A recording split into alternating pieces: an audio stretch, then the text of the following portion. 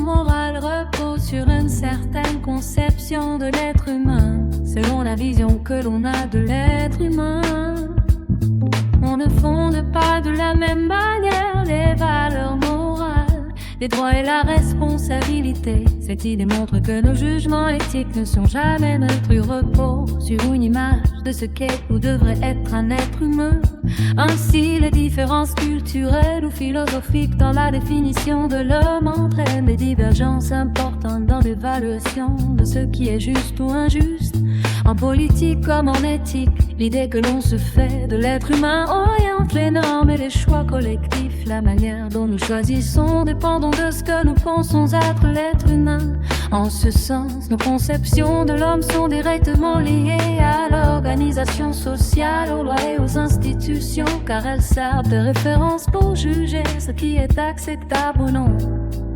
La question est alors la suivante: faut-il une nature humaine pour guider nos choix? De grandes réponses philosophiques s'opposent à cette question. L'existentialisme refuse toute nature humaine préalable et fait du choix d'expression de liberté radicale. Cette position insiste sur le fait que l'homme n'est pas déterminé à l'avance par des caractéristiques naturelles ou fixes, et que chaque individu est le créateur de sa propre essence à travers ses actes. À l'inverse, la tradition classique affirme l'existence d'une nature humaine réelle, capable d'orienter et d'éclairer les choix. Elle considère que certains traits ou sont inhérents à l'homme et que ces traits peuvent servir de guide pour distinguer le bien du mal. Nous soutiendrons ici que l'absence de nature humaine réelle rend difficile le fondement de normes morales universelles, tandis que nature humaine permet au contraire de guider nos choix sans nier la liberté. Cette opposition m'envoie au problème des universaux. La nature humaine est-elle une réalité objective, simple nom ou un concept de l'esprit? Cette question des universaux est centrale en philosophie. Elle interroge si des notions comme la justice, le courage ou l'intelligence existent indépendamment des individus, ou si elles ne sont que des constructions sociales ou mentales. Le fondement des choix moraux dépend de cette réponse.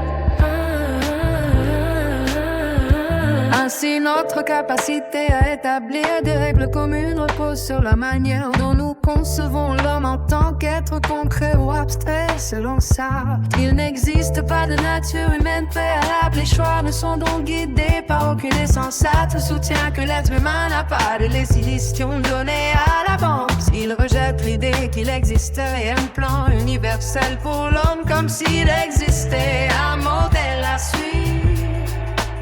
Cette position met l'accent sur l'inventivité, la créativité individuelle dans la construction de sa vie. La nature humaine serait universelle, commune à tous les hommes, et Sartre refuse l'existence d'une telle essence. Avant existence individuelle, l'être humain existe d'abord.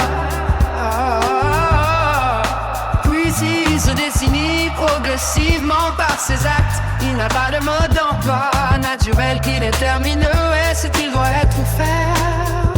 Cette conception libère l'homme de toute fatalité biologique ou sociale et lui confère une responsabilité entière sur son devenir, ce qui rend chaque choix existentiel profondément significatif. Ça l'affine ainsi. L'existence précède l'essence. À vérifier dans nos TDS, cette citation signifie que l'homme n'est rien d'autre que ce qu'il se fait par ses